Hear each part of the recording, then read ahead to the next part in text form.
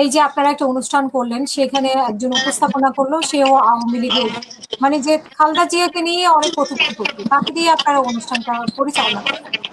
তো সেইখানে কারা আসলে দাওয়াত পেয়েছে? সেখানে কি বিএনপি পন্থী যারা আহত নিহত তারাই কি সেখানে মানে ইনভাইটেশন পেয়েছে কিনা আপনার কাছে সেটা শুনতে চাই।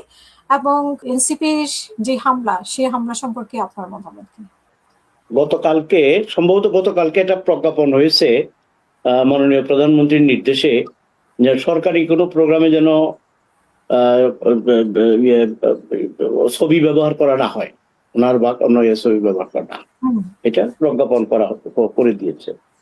এখন যে কথাটা আমার শ্রদ্ধেয় সহালোচক উনি বললেন, ওনার দৃষ্টিকোণ থেকে হয়তো বা ঠিক আছে। তো আমি প্রথম দিকে ওনার কথাগুলো কিন্তু বুঝতে পারি নাই, এই জন্য আমি ওই কথাগুলোর অ্যান্সার দিতে পারবো না। আমি যে কথাটা বলতে চাচ্ছি, যে আজকে ধরেন এই যে সনদ নিয়ে যে এত আলোচনা হচ্ছে, এই 12ই ফেব্রুয়ারি নির্বাচনে কিন্তু শুধু সনদের উপরেই ভোট দেয় নাই জনগণ, কিন্তু এই সনদ বাস্তবায়ন কিন্তু জনগণের জন্যই, দেশের কল্যাণের জন্যই। এখানে কিন্তু আরো একটি নির্বাচন হয়েছে, যেই নির্বাচনে বিএনপি 2/3 ভোট বিএনপিকে জনগণ দিয়েছে, এবং এটা হলো আইনসভা। সার্বিকভাবে যদি কেউ কোনো ভুল বা রাষ্ট্রের জন্য কোনো রকম ক্ষতিকর কিছু বা কোনো নতুন আইন করতে হয়, আইন বাতিল করতে হয়, এই ক্ষমতাও কিন্তু জনগণ এই 2/3 মেজরিটি যে তাদেরকে দিয়েছে। কিন্তু এই জুলাই সনদের যে প্রসঙ্গটা বারবার সামনে আনা হচ্ছে, এবং জুলাই সনদকে কখনো কখনো 71-এর সাথে সমান্তরাল ভাবে দাঁড় করানো হয়, তখনই কিন্তু একটা বিভেদের সৃষ্টি হয়। কারণ এই আমি জুলাইকে ছোট করে দেখছি না, জুলাইয়ের জন্য আমরা গর্বিত, জুলাই আমাদের অহংকার, জুলাই আমাদের যে সকল সন্তানেরা এইখানে শহীদ হয়েছে, আমি তাদের প্রতি গভীর শ্রদ্ধা জানাই, তাদের আত্মার মাগফিরাত কামনা করি। পাশাপাশি আমি বলতে চাই, 71-এর যুদ্ধে আমরা কিন্তু একটি দেশ পেয়েছি, একটি মানচিত্রের মধ্যে বাংলাদেশ নামক একটি ভূখণ্ড পেয়েছি, আমরা স্বাধীন পতাকা পেয়েছি।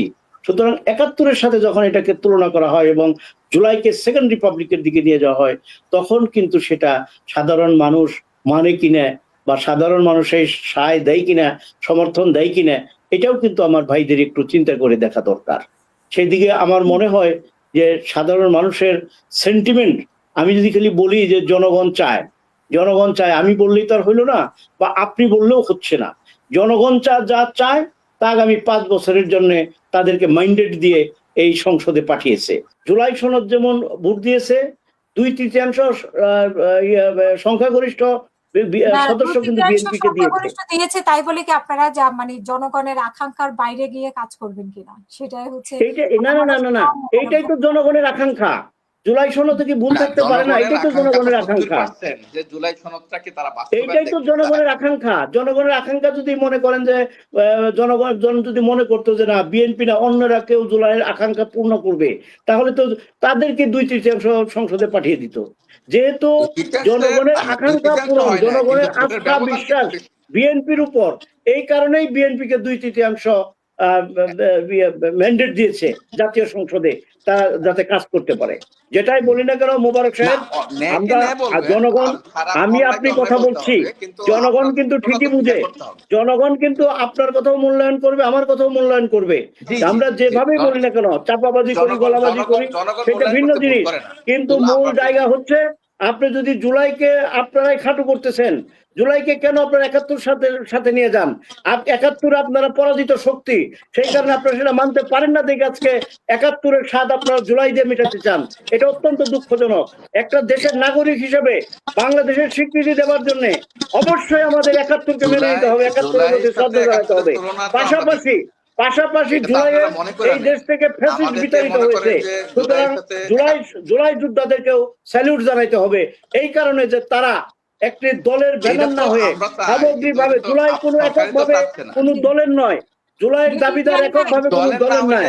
জুলাইদের আলাদা নিয়ে জাতীয়তাবাদী ফোরামের উদ্যোগে প্রোগ্রাম মানে করবেন, তো এটা কি আওয়ামী লীগের সময়ে এই গুপ্ত এবং সুপ্ত তারা সবচেয়ে সুবিধাভোগী, তারা সুবিধা নিয়েছে এবং এই ইন্টারিম গভর্নমেন্টের সময়েও তারা সবচেয়ে বেশি সুবিধা নিয়েছে। তারপরেও আজকে তাদের যে বক্তব্য, মনে হয় যে তারা এই সম্পর্কে কোনো কিছু জানেই না। এই সময় এই কথাই আসলেই তখন তাদের মানে ভীমরতি ধরে যায়, তারা তখন অন্যরকম আকৃতি বিকৃতি ধরে বিভিন্ন রকম কথাবার্তা বলে। আজকে যে এনসিপির ঘটনা, এই এনসিপি তারা কারা? তারা মূলত তো জামাত থেকে কনভার্টেড আওয়ামী লীগ, আবার আওয়ামী লীগ থেকে সেখানে ফিরে এসেছে। এটা কোথার থেকে কি হয়, আর যেহেতু একটা সরকারের আমলে হয়, তাই অবশ্যই সরকারকে নিতে হবে এবং এটার জন্য প্রয়োজনীয় ব্যবস্থা অবশ্যই সরকারকে গ্রহণ করতে হবে। কিন্তু আমাদেরকে ভেবে দেখতে হবে দেশে স্থিতিশীলতা রক্ষা করবার জন্য এবং অস্থিতিশীল বানানোর জন্য কারা সবচেয়ে দায়ী, এই বিষয়গুলো আমাদেরকে মনে রাখতে হবে এবং আমাদেরকে খেয়াল রাখতে হবে।